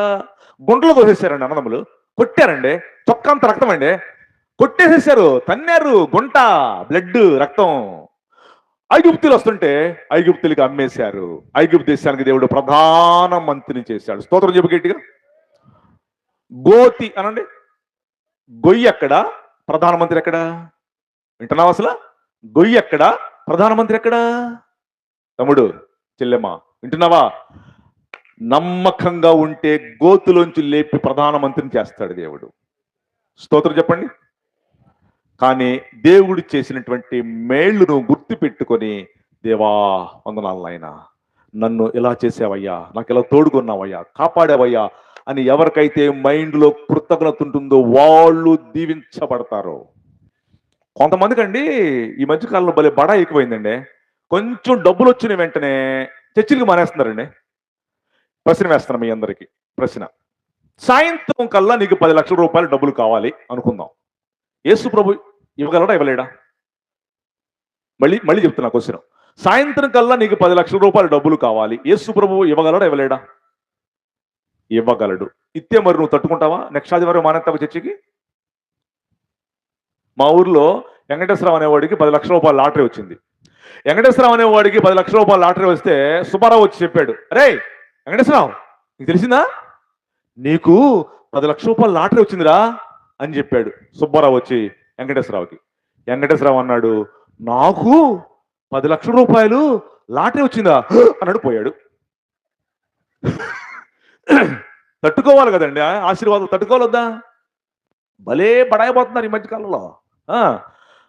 మరియమ్మ అనే ఊహా ఉంది మా ఊర్లో. మరియమ్మ నాట్లు కోతలు వేసేది. మీ ఊర్లో నాట్లు కోతలు వేస్తారా? హీరో ఏంటి సిరీస్ కూర్చున్నట్టు చెప్పరండి సమాధానం. ఇది హీరోయిన్ లెవెల్లో కూర్చున్నారు, హీరో లెవెల్లో చెప్పరా? మీ ఊర్లో నాట్లు కోతలు వేస్తారు కదా, మా ఊర్లో కూడా వేస్తారు. మరియమ్మ చిన్నమ్మ యవనస్తురాలు మేరీ నాట్లు కోతలకు వెళ్ళేది. వాళ్ళ నాన్న మిలిటరీ వాడికిచ్చి పెళ్లి చేశాడు అమ్మాయిని. మిలిటరీ వాడు కాశ్మీర్ తీసుకెళ్ళాడు, మిలిటరీ క్వార్టర్స్ తీసుకెళ్లి మిలిటరీ క్వార్టర్లో పెట్టాడు మిలిటరీ వాడు అమ్మాయిని పెళ్లి చేసుకుని. మరియమ్మ మేరీ మిలిటరీ క్వార్టర్స్ లో ఉంటుంది. లైఫ్ అంతా మారిపోయింది, స్టైలే మారిపోయింది మేరీది. ఇట్లా స్విచ్ చేస్తుంటే అన్నం ఉడికిపోతుంది, ఇట్లా స్విచ్ చేస్తుంటే బట్టలు ఉతికిపోతున్నాయి, ఇట్లా స్విచ్ చేస్తుంటే వేడి నీళ్ళు వస్తున్నాయి. అబ్బా, లైఫే మారిపోయింది నాట్లు కోతలేసే మేరీ. ఒకసారి మళ్ళీ మా ఊరు వచ్చింది సెలవులకి, సంవత్సరం తర్వాత వాళ్ళ భర్తను తీసుకొని మిలిటరీ పెట్లు పెట్టుకొని వచ్చింది. మా ఊరు రావాలంటే ఒక టౌన్లో దిగాల. ఆ టౌన్లో దిగి ఎర్ర బస్సులో మా ఊరు రావాలా, పొలాల గొట్ల మీద వస్తుంది బస్సు. మా ఊరోళ్ళు కూడా ఎక్కారు, ఆడవాళ్ళు కొంతమంది దాంట్లో. మా ఊరు ఆడవాళ్ళు ఎక్కారు. ఈ అమ్మాయి తన భర్తను తీసుకొని మిలిటరీ పెట్లు పెట్టుకొని టౌన్లో దిగి ఎర్ర బస్సులో మా ఊరు వస్తుంది, పొలాల గొట్ల మీద వస్తుంది బస్సు. అప్పుడే మా ఊర్లో నోట్లు వేస్తున్నారండి. ఈ మేరీ అంటది పక్కన కూర్చున్న మా ఊరు ఆమెతో కిటికీలను చూసి, వారు ఏమి చేస్తున్నారు అక్కడ అంటుందండి. ఈ మా ఊరు ఆమెకి పిచ్చ కోపం వచ్చిన ఎత్తి మీద టాంగ్ మన ఒకటి ఇచ్చి, మరి నువ్వు మొన్నదాకా నాట్లు వెళ్ళదంటే అంటే మిలిటరీ వాడు భార్య చేస్తారు బడాయి. హలో, చాలా మందికి బడాయి. ఆయన ఆశీర్వాదాలు ఇస్తే కాపాడుకోలేరు, బడాయి. బట్టలన్నీ చించుకునేదాకా బడాయి. తను తాను తగ్గించుకునేవాడు హెచ్చించబడు, తను తాను హెచ్చించుకునేవాడు తగ్గించబడును. నాన్న, యోసేపు ఏడ్చాడు, గోడసాటుకి వెళ్ళి ఏడ్చాడు, బాధలు పడ్డాడు, అవమానం పడ్డాడు. పొత్తిఫర్ భార్య శోధించింది, ఎన్నో భయంకరమైన పరిస్థితులు గుండా వెళ్ళాడు. కానీ యోసేపు తొడకలా బెనకలా. నాన్న ఇడిచుడు, అన్నీ బాగుంటే నువ్వు సంతోషంగా ఉండేదేంటి? ఒక హిందూ సంతోషంగా ఉంటాడు, ఒక ముస్లిం కూడా సంతోషంగా ఉంటాడు. మళ్ళీ మాట్లాడుతున్నా, అన్నీ బాగుంటే నువ్వు సంతోషంగా ఉండేదంటే బాబు, ఒక ముస్లిము సంతోషంగా ఉంటాడు, ఒక హిందూ కూడా సంతోషంగా ఉంటాడు. అన్నీ బాగోలేనప్పుడు సంతోషంగా ఉండేవాడే క్రైస్తవుడు. స్తోత్రం.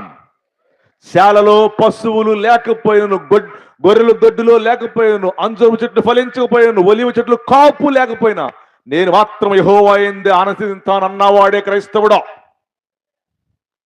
వింటున్నారా? అన్నవాడే క్రైస్తవుడు.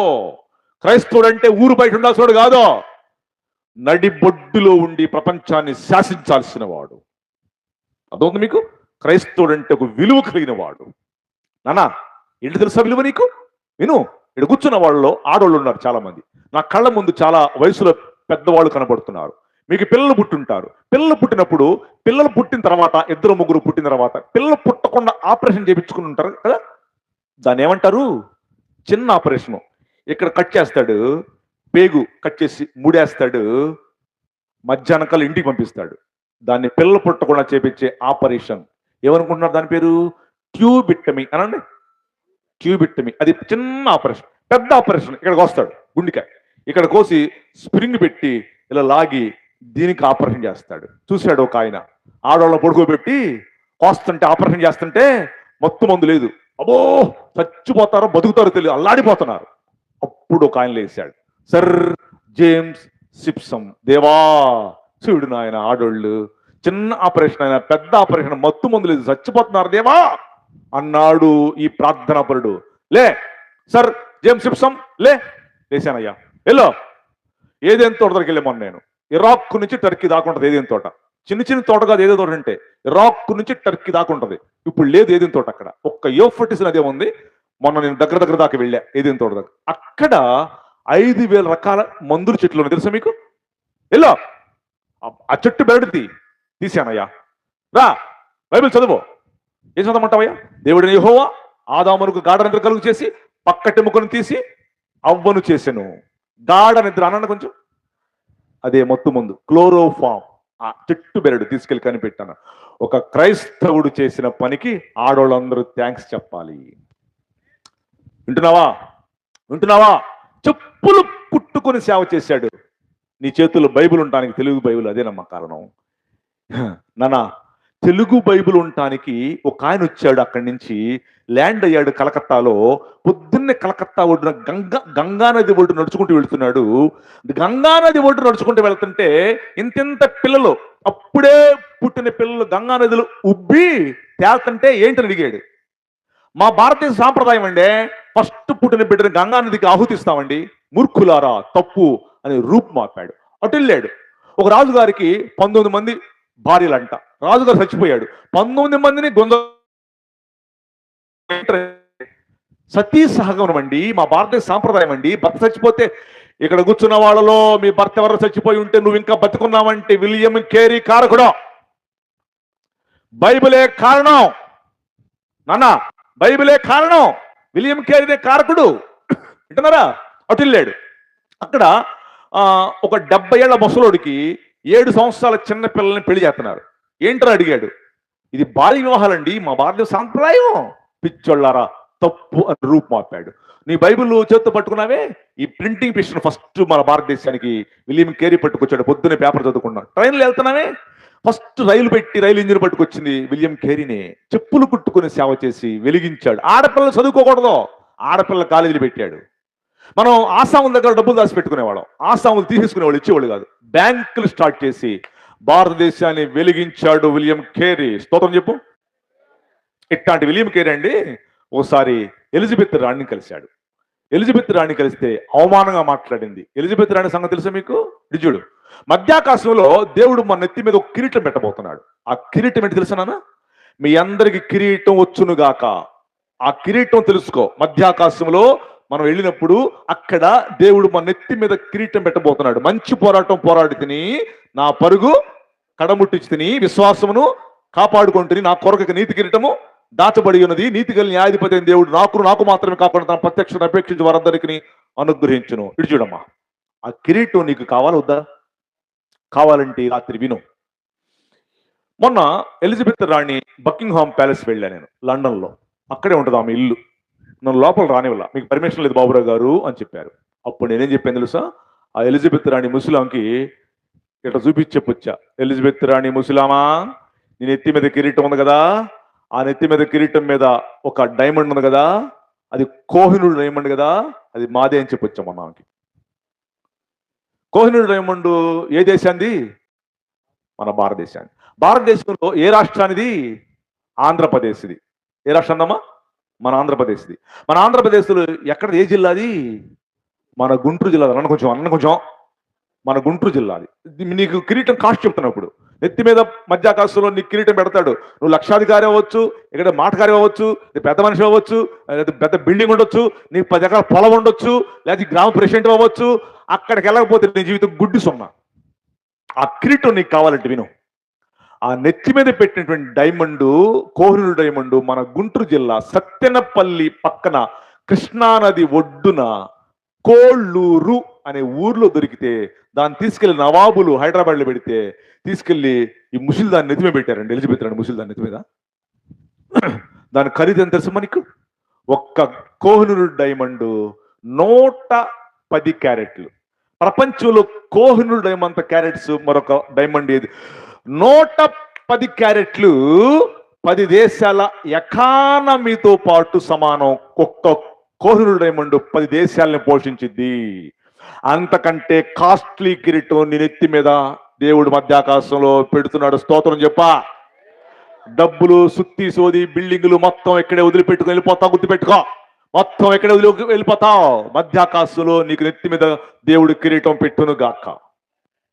అందుకే మీటింగ్స్ పెట్టాడు సుధీర్ గారు. డబ్బులు ఎక్కువ ఉండి పెట్టిన మీటింగ్స్ కాదు ఇది. ఇంకెవరైనా మారు మనసు పొందకపోతే ఆ కిరీటం కావాలంటే రాత్రి యేసు ప్రభుని మీరు నమ్ముకొందురుగాక. ఇంకో పాయింట్ చెప్పేసి నేను మీ అందరి కోసం ప్రార్థన చేస్తా, సెలవు తీసుకుంటా. ఇక్కడ మనం చూస్తే ఇస్సాకు గురించి ఒక మాట చదువుతాం. ఆ ఇస్సాకు గురించి మాట ఏంటంటే, విత్తనము వేసి 100 అంతలు ఫలించెను, యెహోవా అతన్ని ఆస్వాదించెను, గొప్పవాడు ఆయను. ఎవరండి ఈయన? ఇస్సాకనండి. ఇస్సాకు విత్తనం వేసి ఎన్ని అంతలు ఫలించాడు? 100 అంతలు. ఇది ఫలభరితమైనటువంటి జీవితం. వినండి, ఇస్సాకు గురించి మనం మాట్లాడుకుంటే అంత ఫలవంతమైనటువంటి జీవితం కలిగి ఉండటానికి ఇస్సాకు నెంబర్ 1 ధ్యానపరుడు అనండి. రెబకా వస్తున్నప్పుడు ఏం చేస్తున్నాడు ఆయన? పొలంలో ఏం చేస్తున్నాడు? ధ్యానిస్తున్నాడు. అబ్రహాము కొడుకు పొలములో ధ్యానిస్తున్నాడమ్మా. ధ్యానించే జీవితం ఉండబట్టి ఇస్సాకు నూరంతలు ఫలించాడు. చెల్లెమెడిజుడు, నీ నీ పొలమే పండిద్దండి, మిగతా వాళ్ళ పొలం సంగతి తెలీదు. దేవుడు ఒక్కసారి బ్లెస్ చేస్తే నీ పొలం నూరంతలు పండిద్ది. నీ ఆర్థిక వ్యవస్థ నూరంతలు దీవించబడదు. నీ కష్టాలు అలా వస్తే అలా కళ్ళ ముందు వెళ్ళిపోతాయమ్మా. ఇస్సాకు అక్కడే ప్రార్థన చేస్తూ ఉన్నాడు. రెబెకా వస్తున్నప్పుడు ఏం చేస్తున్నాడు ఆయన? కొంతమంది ఈ మధ్య కటింగ్లు ఇస్తున్నారండి. ఆడపిల్లను చూసి కటింగ్లు ఇచ్చే వాళ్ళందరూ వెళ్ళిపోతారు జైలుకి. అక్కాయ్ వింటున్నావా?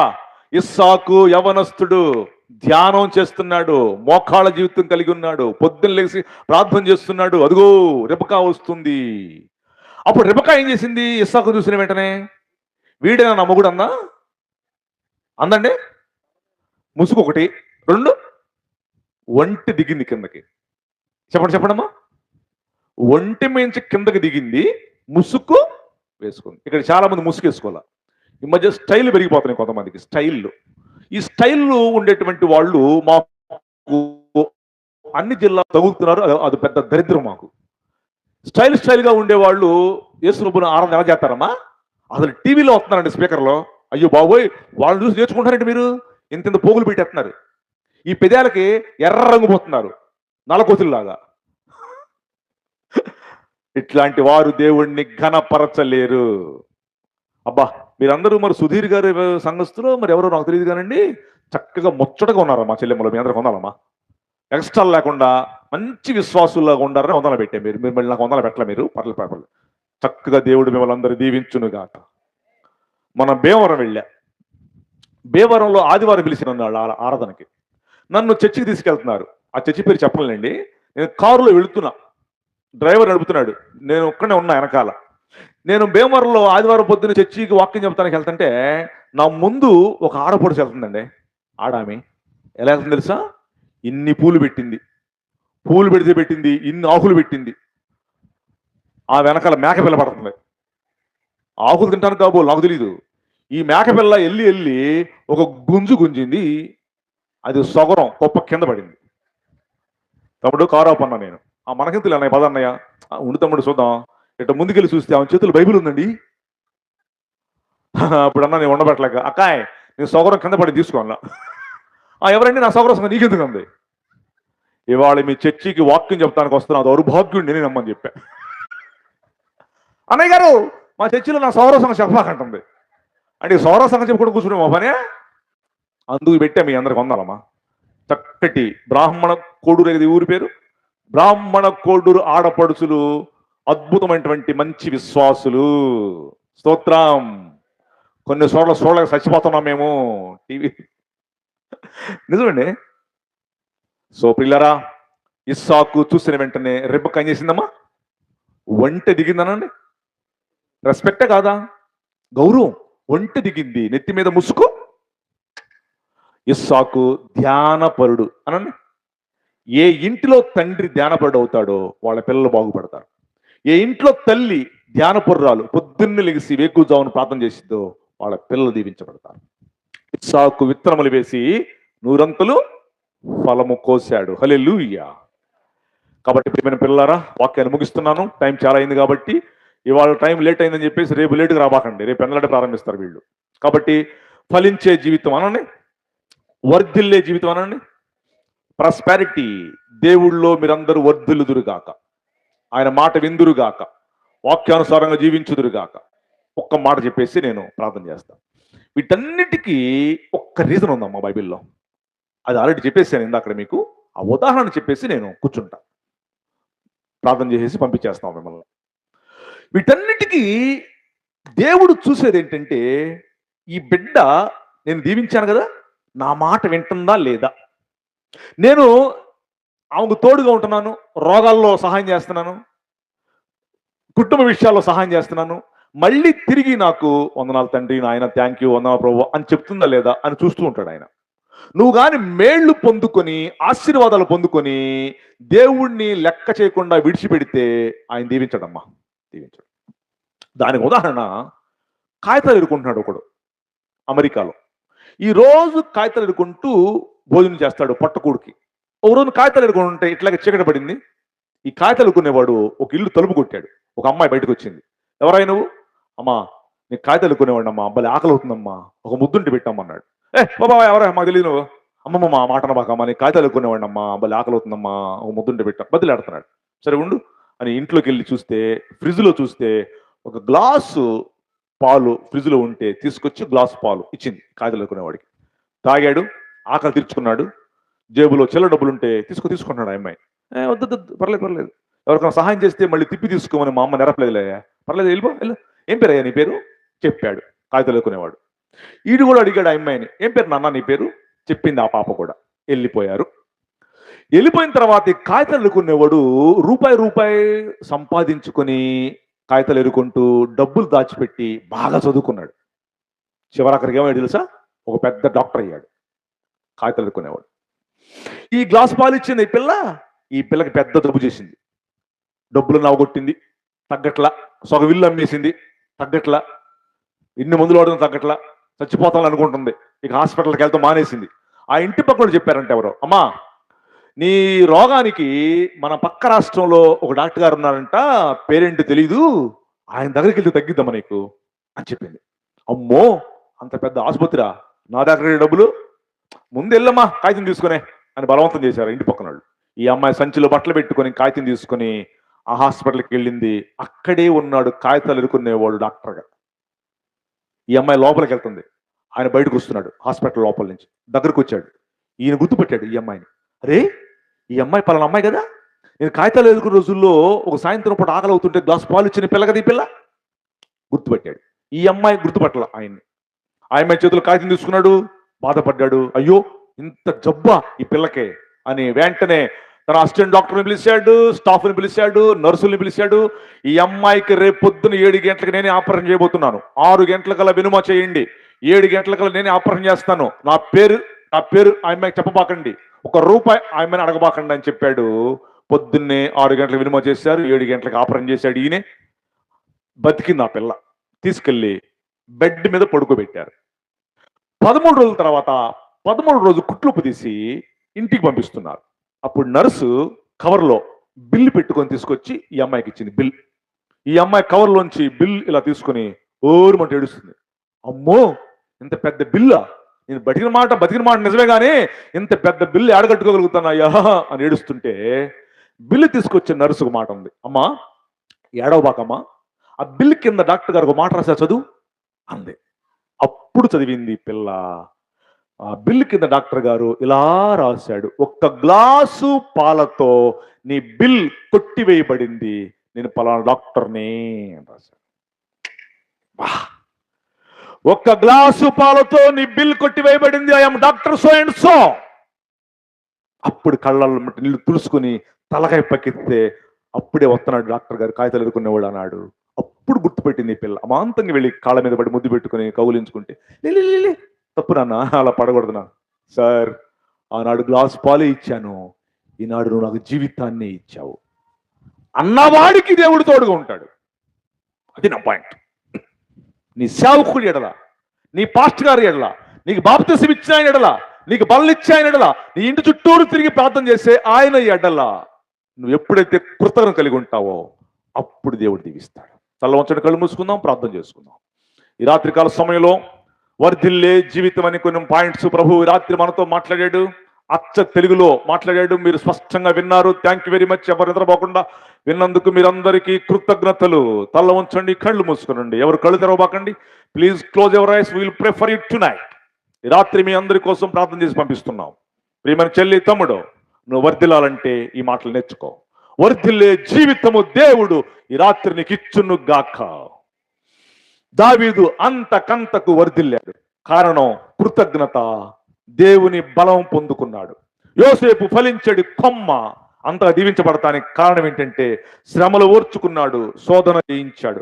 అబ్రహాము వెండి బంగారములు కలిగి, పశువులు కలిగి ఎంతో ధనవంతుడు అవటానికి కారణం లోబడ్డాడు, నమ్మాడు, నమ్మకం. ఇస్సాకు విత్తనం వేసి నూరంతలు ఫలించాడు. కారణం ధ్యానపరుడు, ధ్యానం ప్రార్థనాపరుడు. ఈ రాత్రి నీ జీవితం కూడా దీవించబడును గాక. ప్రేమ నమ్మకం కలిగిన తండ్రి, ఈ రాత్రి వీళ్ళందరినీ మీ హస్తాలకు అప్పగిస్తున్నాం. వాక్యం ద్వారా మీరు మాతో మాట్లాడిన విధానం కొరకు వందనాలు తండ్రి. అన్ని విషయంలో వర్ధిల్లుచు సౌఖ్యముగా ఉండు అని నువ్వు నేర్పించావు మాకు. మేము వర్ధిల్లాలంటే ఇదిగో ఈ భక్తుల గురించి నేర్చుకున్నటువంటి వాళ్ళ లైఫ్లో ఉన్నటువంటి అమూల్యమైన పాఠాలు ఈ రాత్రి మీరు మాకు చెప్పినందుకు స్తోత్రం తండ్రి. ఇక్కడున్న బిడ్డలందరూ కూడా ఈ మాటలు నేర్చుకుందురుగాక, తద్వారా దీవించబడుదురుగాక. ప్రతి బిడ్డని, ప్రతి కుటుంబాన్ని ఈ రాత్రి మీ హస్తాలకు అప్పగిస్తున్నాం. సుధీర్ గారిని బట్టి ప్రార్థన చేస్తున్నాం. హెబ్రోను ప్రార్థనా మందిరము, వారి భార్య, పిల్లలు, కుటుంబము అందరూ కూడా ఇంకా గొప్ప సేవ చేయుదురుగాక. ఆమేన్, ఆమేన్, ఆమేన్.